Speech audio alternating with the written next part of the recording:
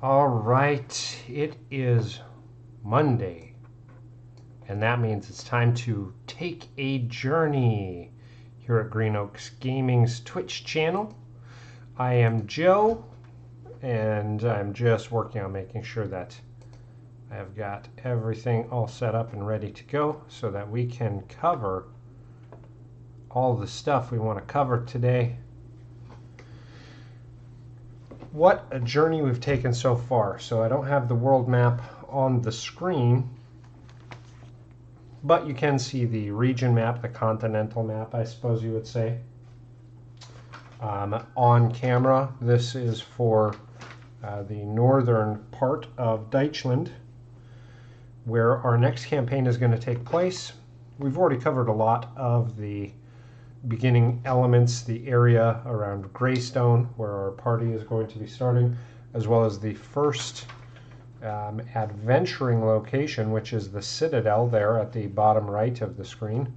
So we know our characters are going to move from the Serpent Sea.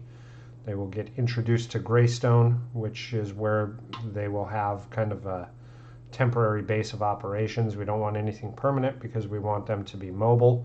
This is a short adventure arc that will take them from 10th into 16th level. So a shorter campaign arc.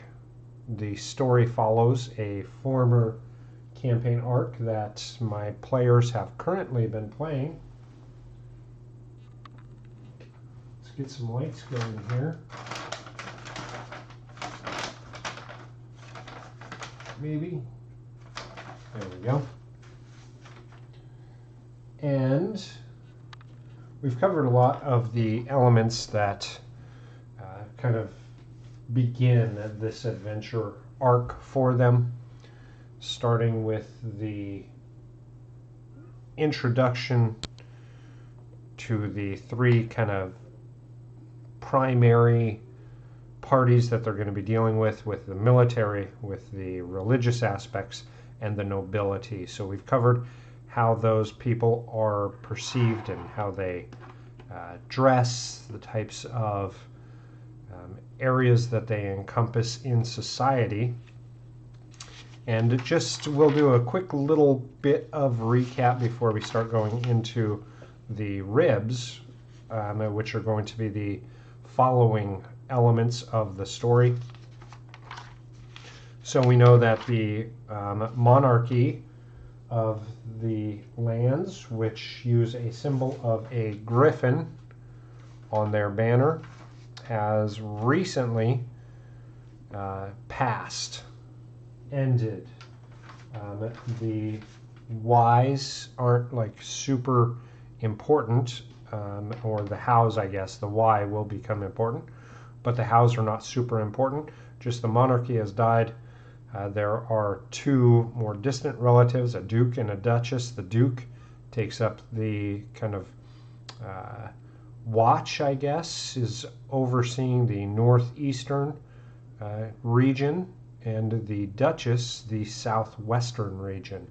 So the duchess along the southwest coast, close to Greystone, obviously a little more pampered and endeared by the crown, and the other from the Duke on that northern end.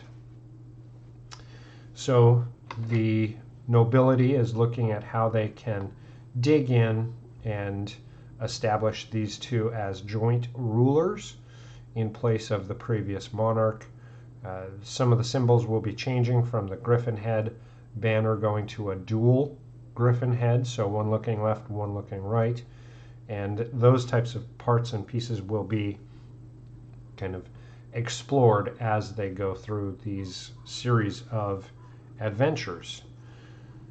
Now, one of the quick call outs is we're looking at this, the progression, the level progression from 10th to 11th, 11th to 12th, 12th to 13th, 13, 14, 14, 15, and 15, 16 go relatively fast. And there's a lot of discussion on why that happens in game, why the designers thought to do that. The majority of the meat is kind of spent in Tier 2 in Dungeons & Dragons 5th edition. And so level progression on Tier 1 and then Tier 3 and 4 goes really pretty fast. So they won't have a lot of adventuring days between level ups.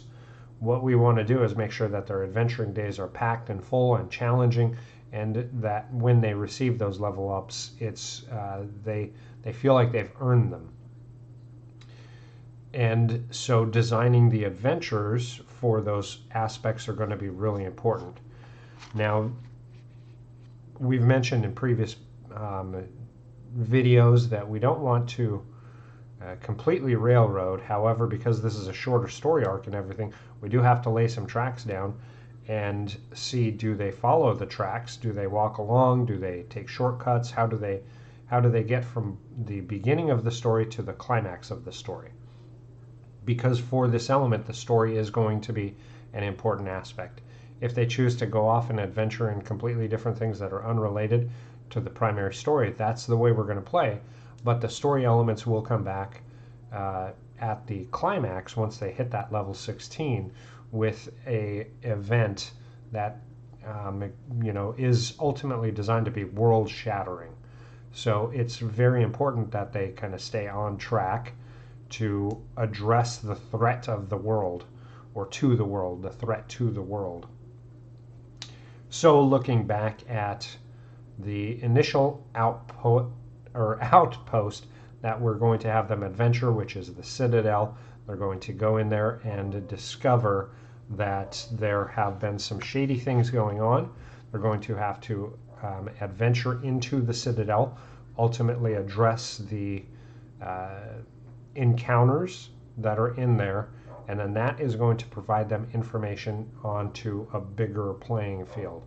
So we've left some breadcrumbs in that adventure point. Now ultimately the draw should be for them to go and explore those breadcrumb trails that we put out there. Pardon me. So the breadcrumbs that we put in there are looking at getting them to address an avatar of Bhaal. Now, to be able to do that, we had to give in some information that there are elements of ceramic play that comes from an area called Blue Harbor, around Blue Harbor. That Clay Marshes is the production area of this. So we know we want them to go up and start investigating and asking questions, and ultimately come across the first avatar of Bhaal. So that is their indication that bigger things are going on here. So as we start going into that, we're taking away the aspects of the political, the religious, and the military elements that we've already designed. This is a completely different area. This is Blue Harbor is going to be a little bit more of a like industrial place. The Clay Marshes are the area where this sarcophagus has come from. So we need to think of this a little bit differently, but still going back in. And I'll adjust this other camera here so we have a little bit different visual, possibly.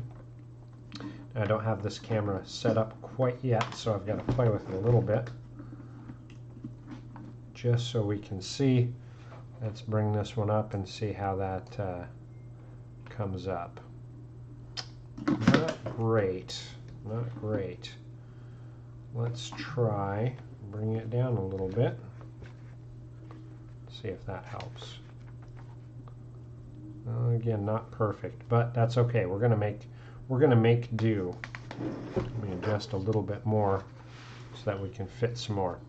So Blue Harbor is an area where they are going to come across the first avatar of Bhaal. So Bhaal is the kind of big bad evil guy that ultimately, if the entity ascends the throne of blood, that will spell certain doom for the world at large.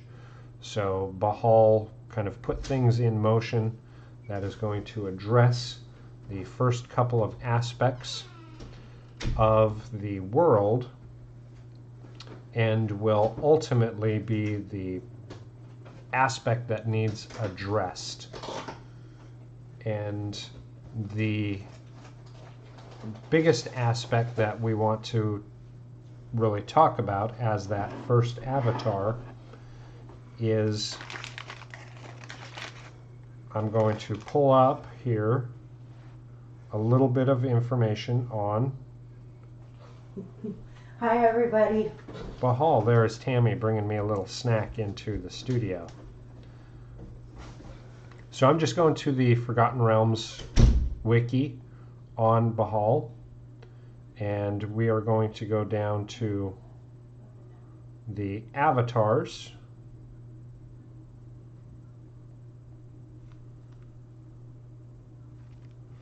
Of Ba'al.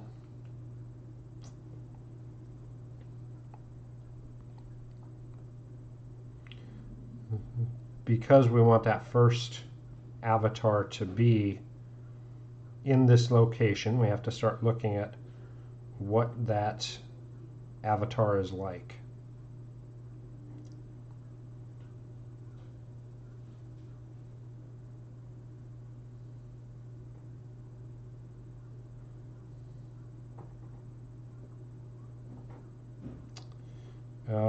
Bear with me. I thought I had this prepped up ready to go.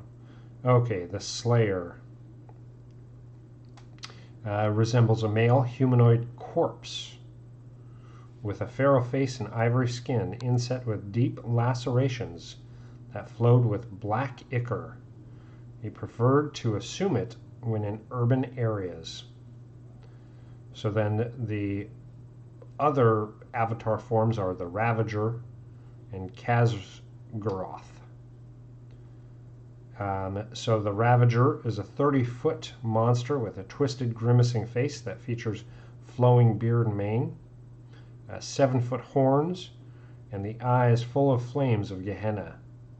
So he assumes that form when visiting the rural regions. And Khaz'goroth was simply a shape-shifting monstrosity. So those are the 3 avatars of Ba'al. And we know that the party is going to address all 3 of them. And the way I've kind of broken it down was as they are working in these areas, I want to make sure that the avatars fit the locations. So we know we want them to address the nobles, and the nobles are going to be not in Blue Harbor, but they will actually be in Greystone. And the a Ravager, which is this huge monstrous beast, I want to save that for kind of the end game piece. I want this to be a massive avatar that the party ultimately has to confront. So for the third one, which is a more rural location, which fits the Clay Marsh and Blue Harbor, it's a little more rural, away from Greystone. The avatar that I want to focus on is definitely going to be that Khaz'goroth. And the Khaz'goroth is simply a shape-shifting monstrosity.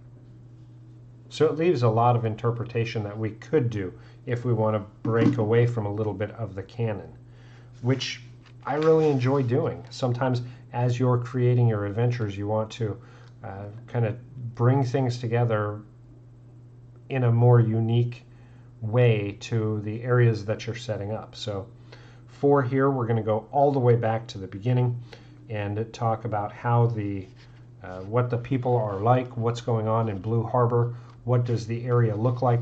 We're going to be setting up the Clay Marshes and looking at how we can build the adventure in this location so that the party, when they get there, it feels a part of the Deutschland that we have gone and talked about and explored previously in the South. We still want it to be rooted the same but very different in the same regard. So similar but different. So as I'm going to be putting down some notes here, I know this camera here does not capture the notes very well. I apologize, but just follow along with me. So we're going to have the avatar be in Blue Harbor, Claymarsh area. Now, one thing I do want to call out is this is not going to be the exact second location that the party will have to go to, right? They could decide to go and investigate the nobles. They could decide to go in different directions.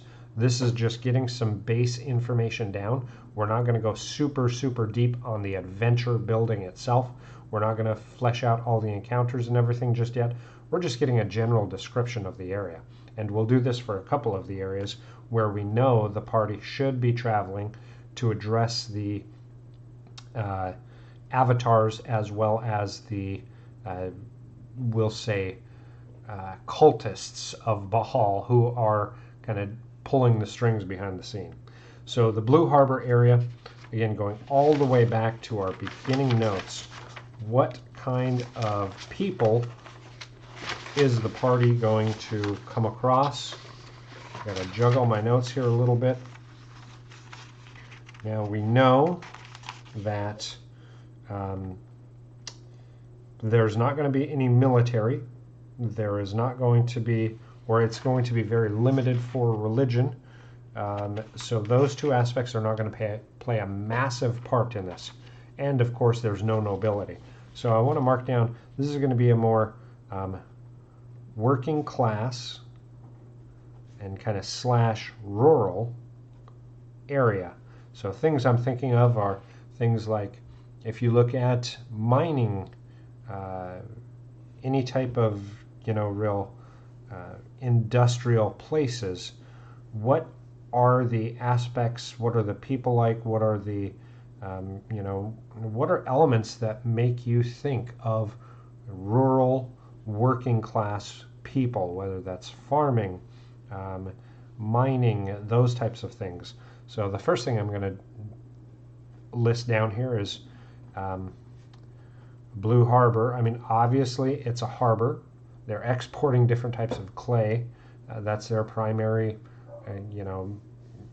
good that they are collecting, processing, shipping. So Blue Harbor is going to be on the bay, on the bays. It is going to be close-knit. There is definitely a wall surround to the foothills.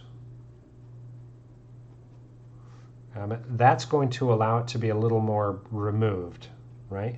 We want to make sure that they are not connected with the nobles out of Greystone. As we're thinking about this, what are some of the things that really bring that kind of working class community together? We know there's got to be a big, we'll say an inn or a some type of a community house where there is food and drink as well as entertainment. This community house is going to be an aspect that the players should be able to be invited into and set up kind of a temporary residence to work out of as they are addressing the threat, this avatar. So I myself have never done any massive amounts of harvesting clay. I've done a little bit, but generally it is, when I did it with the small amount I did, I mean, we literally went and dug in the ground and pulled out clay and then washed it and separated it and everything and made sure it was actual good clay, and then we wrapped it in plastic and pulled it out. So a lot of people are going to be working in the marshes where we say there is the clay marsh, and that type of work is going to be done by day. So these people are hardworking. They're very much kind of again, going back to the clothing and everything, they don't do a lot of fanciness. They have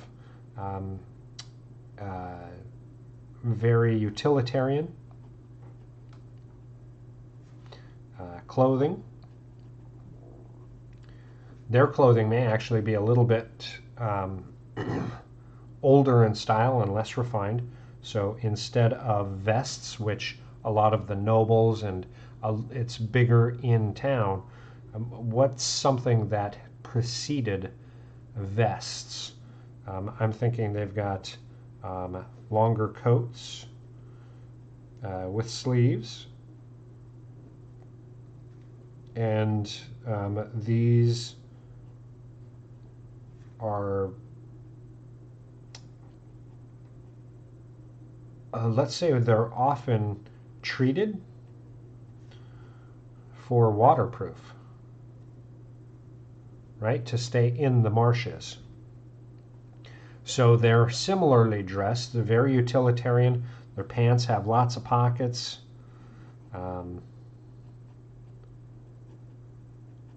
But rather than the vest, they're actually wearing, maybe it's even like 3/4 sleeve. Ooh, I like that. 3/4 sleeve tailed coats that, again, are very utilitarian, quite a few different pockets on it. And of course, they're out during the day harvesting clay in the marshes.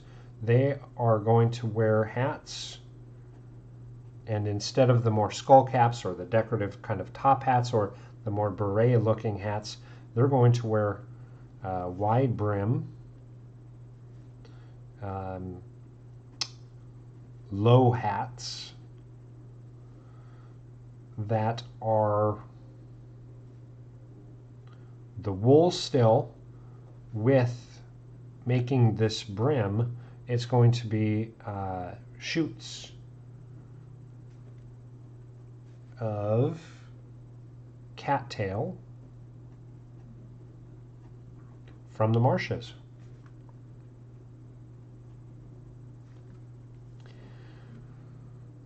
So trying to think of, you can't have the dungeon be directly in the marsh. I suppose you could, but for me, the avatar of Bhaal will not be in the marsh itself, right? This is a human-looking avatar, or I'm sorry, this is the shape-shifting monstrosity. The shape-shifting monstrosity. So where are we going to have in this small, tight-knit community that shape-shifting monstrosity? So we know already that they've used the clay panels to create the overlaying panels on the sarcophagus that went to the Area 1. So we know there's got to be some type of a warehouse and production for the tiles. And let's say the monstrosity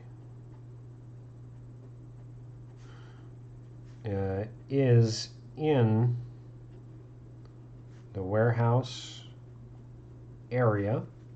So then we can decide if it's going to be underground, if it's going to be on like a second level of a warehouse in the office area, and what that means. The cool thing about this is you can have, as this monstrosity kind of breaks loose and begins changing forms and everything, you can do a lot of massive movement on an encounter map and really bring some havoc into it that this monstrosity is going to do. To have that really pull at the characters, we want to connect them with the people. So regardless of when they get there, I want to have a community event. We've got this community hall. They're going to welcome the heroes. They're going to put them up in the community hall, and they're going to, I really want them to connect with the party. I want the party to try by all means to stop this monstrosity, one, from destroying the city, but two, from injuring the people of Blue Harbor. So a good way to pull the kind of heartstrings on this is there was, I don't know if I want to pull that one out yet. We'll talk about that when we get to the temples, especially the Temple of Telona. So let's say that the people have been largely ignored.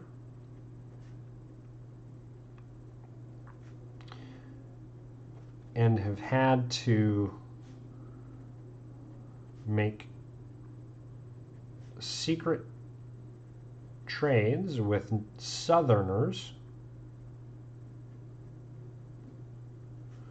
to earn money to survive.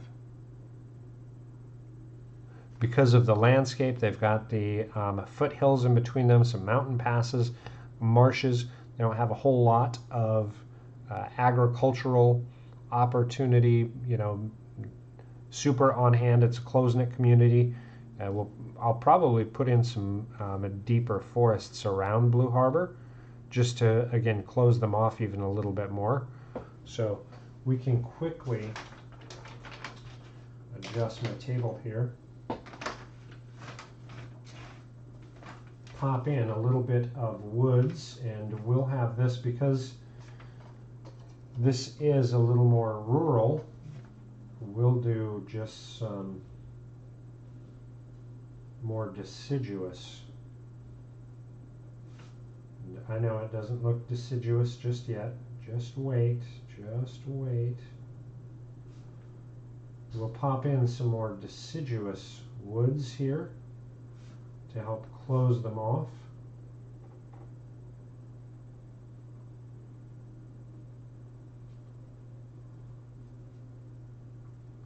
And then these woods here will separate them even further. It's one of the beautiful things about not using this location in a long time is I have not established anything in this area for my current party. So we'll put some woods in here.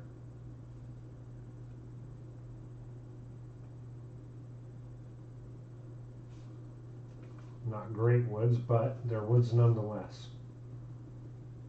We've got the Clay Marsh, we've got the Blue Harbor, so we can label these as the, let's see, what do we got? The Windbreak Range, the Sapphire River, so wind, sapphire, Blue Harbor, clay. Let's call this the Midnight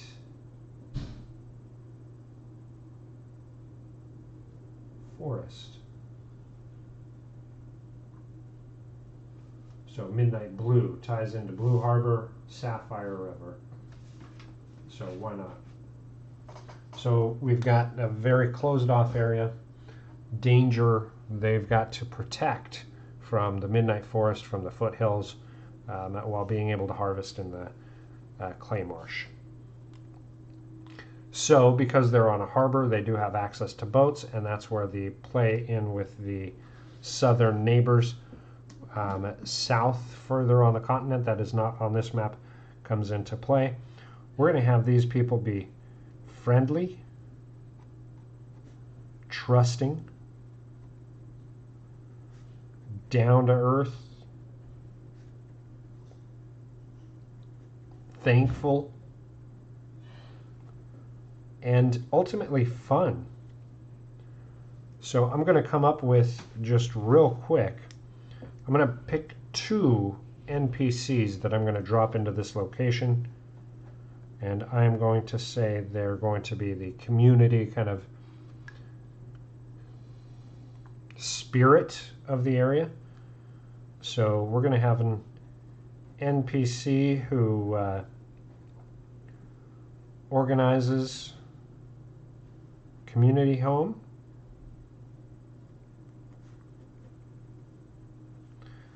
And then we're going to have an NPC who is going to be the welcome mat. So these two NPCs will be kind of really involved with the welcoming, with the setup, with the organizing, making sure that I'm using them to introduce the area of Blue Harbor, the Clay Marsh. Remember, this is going to be 1.5 adventuring days. So they're not going to have much here. They're not going to be able to spend a whole lot of time. I mean, that's realistically, that's 9 encounters. 9 encounters isn't much. That's counting the big avatar. So making sure that this location is memorable, enjoyable, and that they get a connection to it so that they really want to save the town of Blue Harbor is going to be very important, and I'm going to be able to do that through these salt of the earth type of NPCs, who are also going to have some information that the tiles are produced in this warehouse. They should check out the Clay Marsh for whoever has been collecting. Maybe there's a foreman there who was ordered to collect a certain amount or hit a certain time. Maybe they'll have to. I do like that if they go to the Clay Marsh and then have some type of a tunnel system, maybe bringing them back into Blue Harbor. That could be really cool. Maybe the harvest location in the Clay Marshes has an underground rail system that brings the clay to Blue Harbor up into the warehouse areas. I like that. So Clay Marsh connected to warehouse via underground system.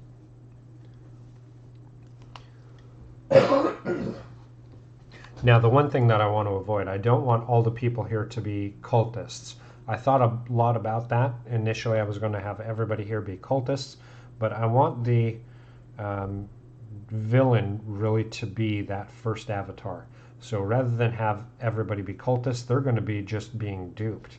Just like the players in the current campaign are being duped as to what's really going on, why these events are going on. I want the people of Blue Harbor to really have no clue that they are being used, and ultimately because they are very grounded, down to earth, salt of the earth type of people, I want them to actually feel betrayed and really be thankful for the heroes of this story, the player characters, to come across and one, expose, but ultimately stop this threat that is really dominating the land and a threat to the world at large. So the people are going to be the way to do that. So then I will have to think about what types of villains are going to be there. And of course, with that avatar, I will have to have some cultists, but they are going to be very limited in scope and scale. So with that, I want to have more, I'm going to put demons because of that devil aspect. So demons are going to be the primary villains serving the avatar. Now, this avatar is ultimately all about the death. It's all about death of the people. So one of the things that I want to have is some way that people may be getting slowly sick. I think about some of these old mining towns where people would be exposed to things like leads and dangerous gases, and over time they developed cancer and got sicker and sicker and sicker, and it carried down through the genes. And Bhaal would definitely enjoy that aspect. Everybody needs to die, and the quicker he can get that facet of his realm going, the quicker he's going to gain in power, so he can re-attain the Throne of Blood. So I do want to have some type of underlying sickness that is slow and only the PCs can see it. So something that the members of the community are getting out of the Clay Marsh. So to do that, again, because they're closed off, we should be able to do that pretty easy. So we're going to pick something that is going to be a very quick way to identify that there is a fantastic challenge to the populace. And one of the easiest ways to do that is via sight. So I am going to put in here that aside from the people, what they're wearing and everything, I'm going to put a little note here that all citizens have an orange tinge to skin. They're not going to notice because this happens slowly over time, but when the characters get there, they're going to see these people are orange,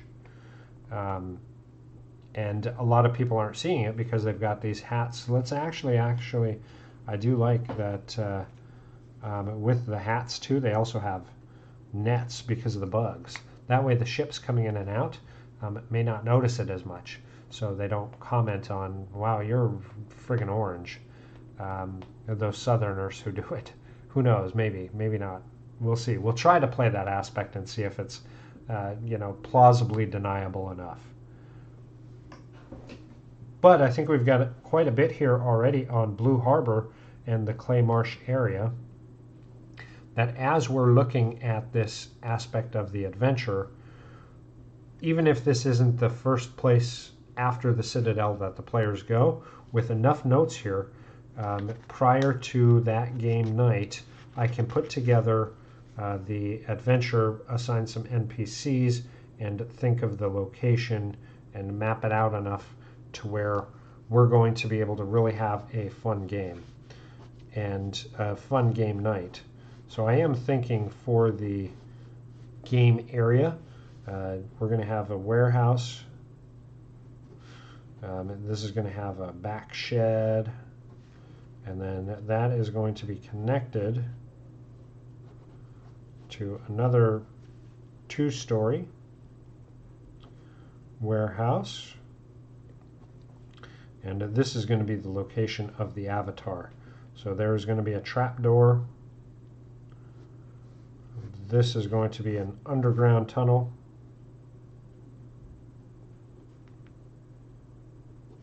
And then this will go ultimately to the Clay Marshes. I can pop in the Clay Marshes. We can have 2 encounters. In the tunnel, I can have 1 encounter. And then maybe there's a way station in here where I can have, let's write that down, a way station where I can have 1 encounter. In the warehouse, I can have 1 encounter, and then another encounter, and then the final encounter that's going to break out. So I've got 2, 3, 4, 5, 6 encounters. That's 1 adventuring day. Super easy. And again, this generally should be another half a day. So maybe we'll have a couple of, it should have another half a day on top of it. So maybe we'll have a little bit where the party is asking the NPCs are asking the party to just go and check the Midnight Forest and see, is there anything that we can do, and we can put in some type of minor encounters there just to increase a little bit of the tension and kind of have a little bit of red herring. So maybe in the forest we've got some recent missing persons, and those missing persons were the foreman of the clay collection. They're the ones who ultimately, it should lead the party to the encounters in the marshes down into the tunnels. So maybe the recent missing persons are the foreman and children with keys to a elevator shed. That's where they lower everything down into the tunnel to rail it to Blue Harbor. So cool opportunity to tie clothing and some of the aspects back to the more urban area, but make it feel distinct and different. The people are very unique from what the players will have met at first. We've got great ideas on locations, how we can incorporate encounters and tie into this villainous encounter that we want to do, what the stakes are for the party. So overall, I'm just going to really quick touch on, so anytime I have locations or anything like that, I want to touch on 3 at very minimum, but I like to touch on 4 of the 5 senses. So in this area, there are 5 senses I want to really keep touching on and keep bringing up. And those are going to be, smell is going to be the most important, because you're on the water. I want that briny sea smell. In the marshes, I want that stinky, marshy, fungally, earthy smell. Underground, I want moldy, clay. I want very choking kind of smell. I know choking isn't a smell, but I want those smells that make you almost choke up. And then in the forest, we can also have that kind of piney, well, it's deciduous, so we can have just more like spring floral, very wet foliage type of woodsy scents in there. So smell is going to be one that I'm going to draw on a lot. The second one is actually going to be sight. So that's where the people who look kind of sickly and they've got this orange tinge to their skin is going to come important. I'm going to keep reiterating.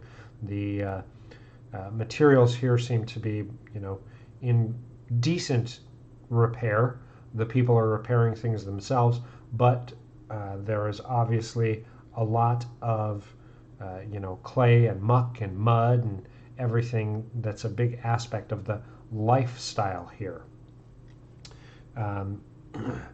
So we've got smell, we've got sight. The next one that I want to do, I want to kind of hang away from hearing, just because for me that doesn't evoke as many emotions to the players. So I'm going to go with touch. A lot of times I'm going to use things like wet, damp, sticky. As I'm thinking about clay areas, what kinds of things are there going to be? Rough, so the wood has been exposed a little bit, even though it's been painted occasionally. It's painted over, it's not replaced very often. It's going to be rough. This is a rougher area, so nothing's going to be super smooth and silky and satiny. Things are going to be very earthy and wet and waterlogged and splintery and spiky. So I want to have a sense of touch be a good one. And then taste, I'm going to have them really, I want to bring in taste as a way to connect to the people. So I'm going to be talking about when they're welcomed in with the foods, everything is going to be seasoned very well. Things are going to be tender and juicy and flavorful, and I really want to talk to the player characters about what their characters are experiencing via taste. So very good ales and wines, things that are refreshing, but also stout and flavorful. Flavor will be a big aspect, and I want that to be a positive impact onto the people. So smell, sight, touch, and taste are the elements, the senses that I'm going to use a lot in my descriptions of the area. And just like that, we have this adventure location roughed out. So a pretty short one tonight, but overall I think that kind of helps show, as I'm building these ribs off of the main storyline, the directions I go in and the types of elements that I want to incorporate, how I utilize the notes I've taken before, what kind of notes I take in preparation to my actual game prep work, which we'll cover more in a subsequent video at some point as we're working on fleshing out the initial encounters, or the final encounter. Actually, we've fleshed out a little bit of our initial, so we'll flesh out a lot of our climactic impacts, which will go right onto the rails because, like it or not, the player characters will be there for that final aspect, and we'll have to face the consequences of, did they address the avatars of Bhaal as well as the followers, who are followers basically of Leviatar and Talos, or Talon, or did they ignore them and kind of go on their own separate ways and now have this bigger, massive, more immediate problem to solve? Are they going to be able to solve it? Are they going to be successful? Or is it going to end with the villains ultimately getting the last laugh at the end? So hope this was fun. Hope this was educational. Hope this was inspiring and enlightening a little bit. If you have any questions, don't hesitate. Pop them on our socials. We'd love to interact with you. Until next time, make sure you're checking out our schedule, see when we're streaming live. And I hope you have a fantastic journey, and let us know where your journeys take you. Bye-bye.